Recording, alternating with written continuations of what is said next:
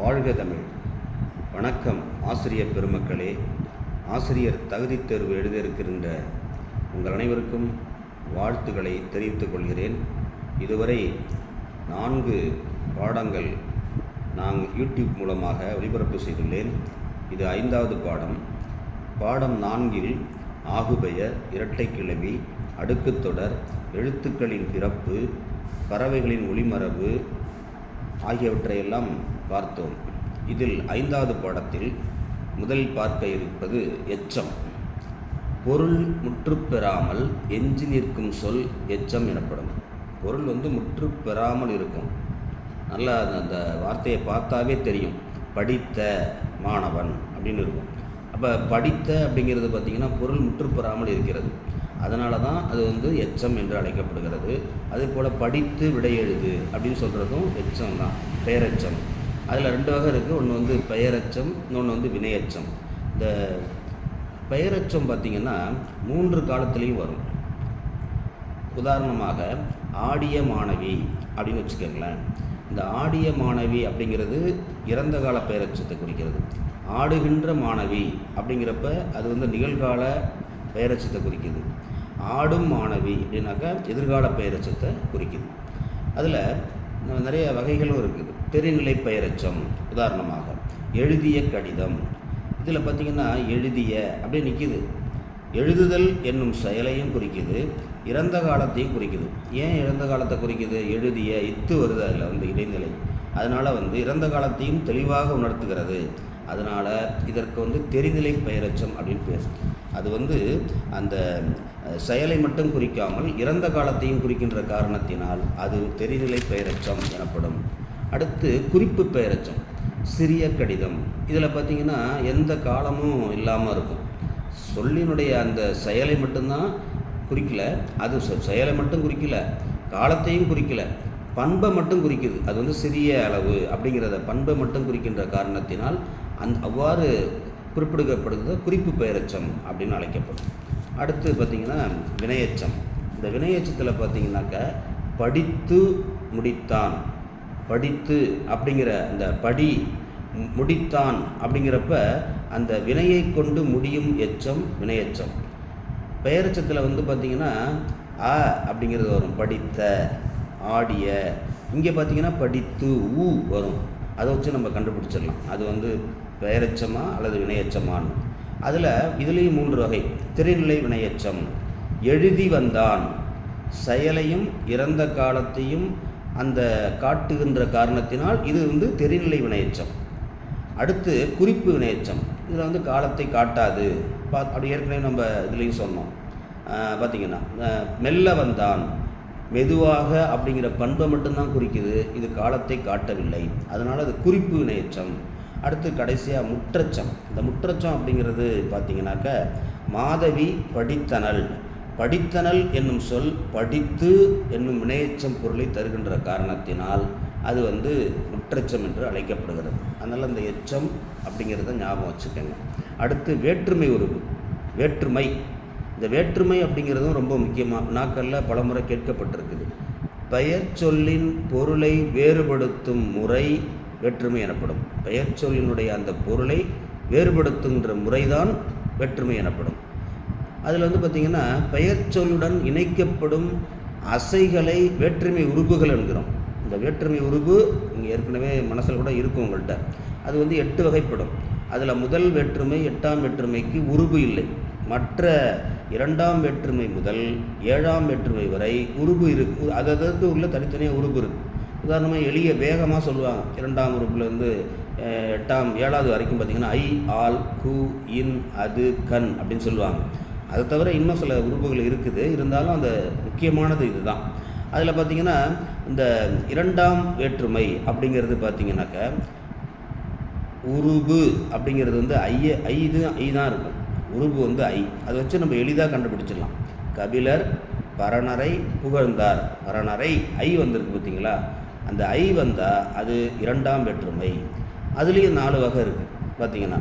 ஆக்கல், அழித்தல், அடைதல், நீத்தல், இன்னும் சொல்கிறாங்க ஒத்தல், இது உடைமை அப்படின்னு போயிட்டே இருக்கும். அதில் பார்த்திங்கனாக்கா 4 வகை மட்டும் இல்லை, இன்னும் நிறைய சொல்லலாம். அதில் உதாரணமாக பார்த்திங்கன்னா ஆக்கல். என்னத்த ஆக்கல் அப்படின்னு பார்த்தோம்னா, ராசராசன் பெரிய கோவிலை கட்டினான். இந்த கோவிலை ஐ வந்திருக்கு இல்லைங்களா, அதை வச்சு இது நிச்சயமாக இது நம்ம தெரிஞ்சிருக்கோம். நம்மளுக்கு இது எதை குறிக்குது அப்படிங்கிறத வேற்றுமை உருவை, 2ஆம் வேற்றுமை உருவை குறிக்கிறது. அதனால் இது ஆக்கல். அழித்தல், பெரியார் மூட நம்பிக்கைகளை ஒழித்தார். நம்பிக்கைகளை ஐ வந்திருக்கு, அதனால் இது இப்போ பார்த்திங்கன்னா 3ஆம் வேற்றுமை. அடுத்து அடைதல். சேரன் இமயமலையை அடைந்தான். இமயமலையை அப்படின்னு சொல்கிறதுனால அடைதல். இதெல்லாம் எதை குறிக்குது பார்த்திங்கனாக்கா வேற்றுமை உருவு இருக்கிற காரணத்தினால அதில் என்ன கேட்குறாங்கனாக்கா, பொதுவாக இது எத்தனாவது வேற்றுமை அப்படின்னு அழுதுபடி கேட்கலாம். பார்த்திங்கன்னா நீத்தல், காமராசர் பதவியை துறந்தார். எல்லாமே பார்த்திங்கன்னா இந்த 2ஆம் வேற்றுமை தான், ஐ வந்திருக்கிறதுனால. ஒத்தல், தமிழ் நம் உயிரை போன்றது, உயிரை போன்றது.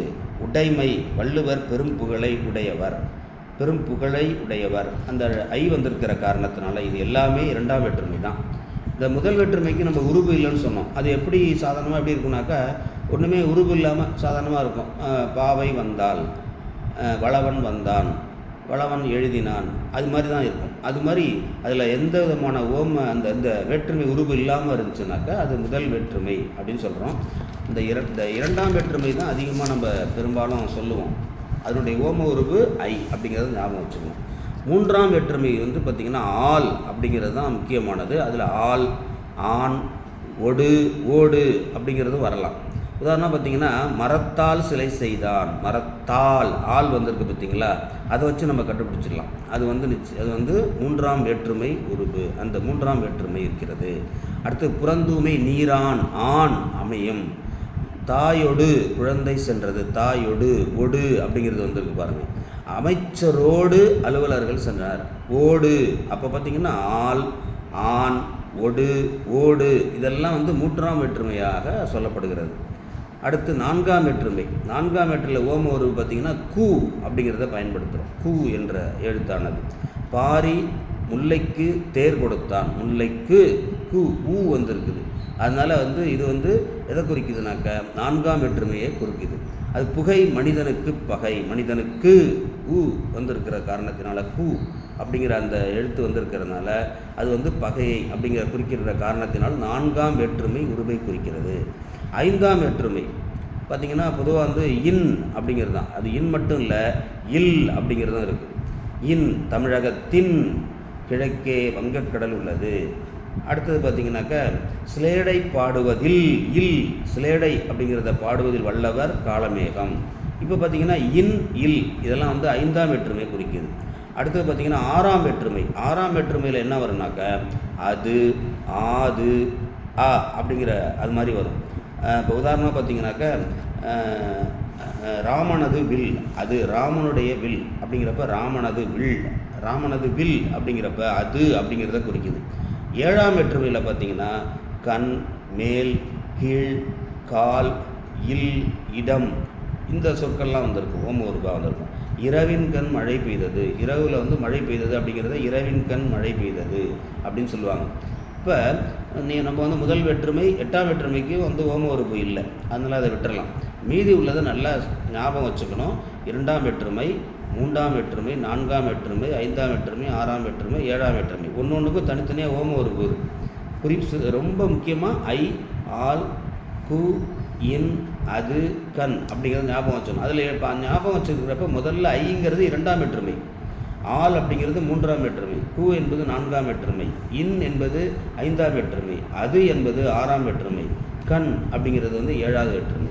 அதனால் இந்த வேற்றுமையை இதில் ஒரு வினா வருது அதிகமாக பார்த்திங்கன்னா. அடுத்தது வேற்றுமை தொகை. இந்த வேற்றுமை தொகையும் நல்லா புரிஞ்சுக்கணும் நீங்கள். 2 சொற்களுக்கு இடையில் வேற்றுமை உருவு மறைந்து பொருள் தந்தால் அது வேற்றுமை தொகை அப்படின்னு சொல்லப்படும். இந்த வேற்றுமை உருவு வந்துருச்சுனாக்கா அது 2ஆம் வேற்றுமையோ 3ஆம் வேற்றுமையான்னு சொல்கிறோம். அதில் மறைந்து வந்தால் அது வேற்றுமை தொகை என்று அழைக்கப்படுகிறது. உதாரணம் பார்த்திங்கன்னா திருக்குறள் படித்தான் அப்படின்னு வருது வச்சுங்க. இப்போ இதுக்கு சாதாரணமாக திருக்குறள் படித்தான்னு எழுதிட்டுறாங்க. ஆனால் அது பொருள் என்னன்னாக்கா திருக்குறளை படித்தான், குறளை படித்தான் என விரிந்து நின்று பொருள் தருகின்ற காரணத்தினால் இது வேற்றுமை தொகை அப்படின்னு சொல்கிறோம். திருக்குறள் படித்தான், பாடம் படித்தான், பாடத்தை படித்தான் அப்படிங்கிறது தான் வரும். அதில் அடுத்தது பார்த்திங்கன்னா உருபும் பயனும் உடன் தொக்க தொகை. உருபும் இருக்கணும், பயனும் இருக்கணும், உடன் தொக்க தொகை. அது என்னது? பணப்பை அப்படின்னு சொல்கிறாங்க. பணப்பை அதை எப்படி பிரிக்கலாம்னா பணம் கூட்டல் பை. இதில் பார்த்திங்கன்னா 2 சொற்களை பண ஐ என்ற வேற்றுமை உருபு கொண்ட என்னும் சொல்லும் மறைந்து வருகிறது. அது என்ன? அது எப்படி வருது? அந்த பணத்தை அப்படிங்கிற உடைய கொண்ட அப்படிங்கிற அந்த 2 பொருளும் சேர்ந்து வந்திருக்கிறதுனால தான் உருவும் இருக்குது, பணத்தை ஐ என்ற இது மறைந்து வந்திருக்குது. அது மட்டும் இல்லாமல் அதனுடைய பயன் கொண்ட பணத்தை கொண்ட பை அப்படிங்கிற பொருளில் வந்திருக்கிறதுனால இது உருவும் பயனும் உடன் தொக்க தொகை அப்படின்னு சொல்கிறோம்.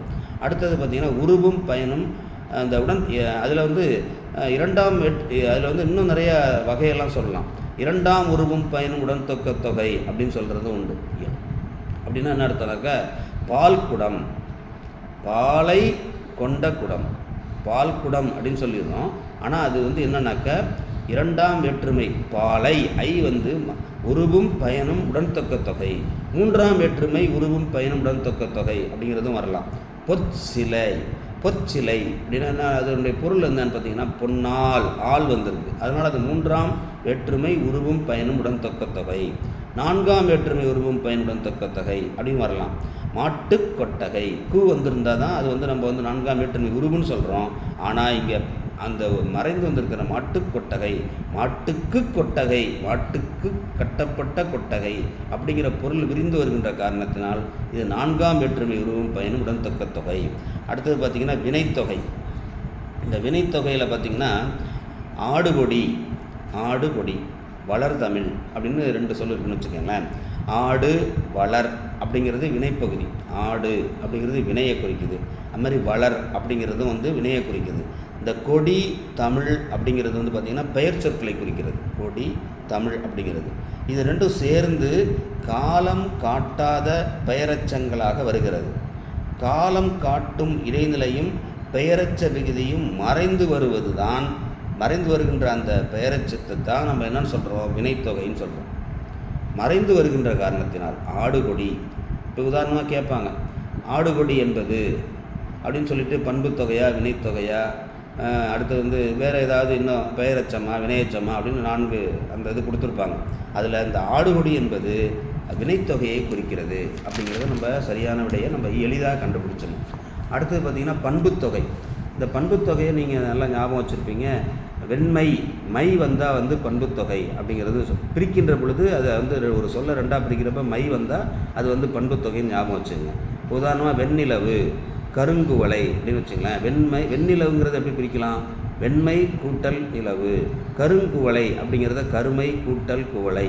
இப்போ பார்த்திங்கன்னா இந்த இதில் வெண்மை கருமை அப்படிங்கிற பண்பை குறிக்குது.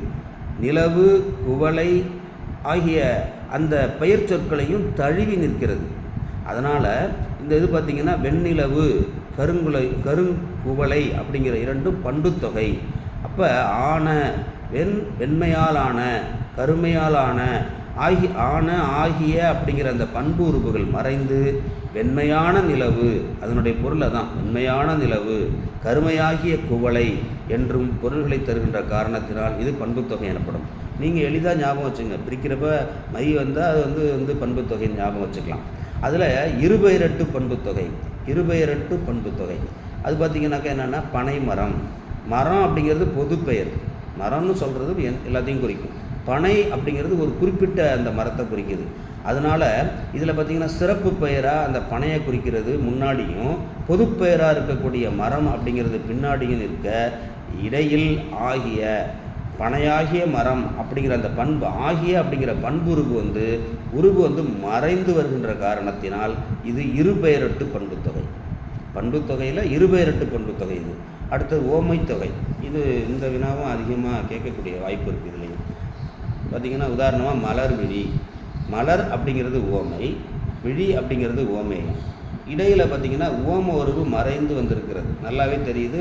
மலர் விழி வேறு எதுவுமே இல்லை. அப்போ மலர் போல விழி அப்படின்னு சொல்லணும். அதான் அப்படி இல்லைன்னா மலர் போன்ற அப்படின்னு சொல்லணும். அப்படி அந்த போல போன்ற நிகர அன்ன இதெல்லாம் ஓம உருவெல்லாம் மறைந்து வருகின்ற காரணத்தினால் இது ஓமைத்தொகை அப்படின்னு ஞாபகம் சொல்லணும்.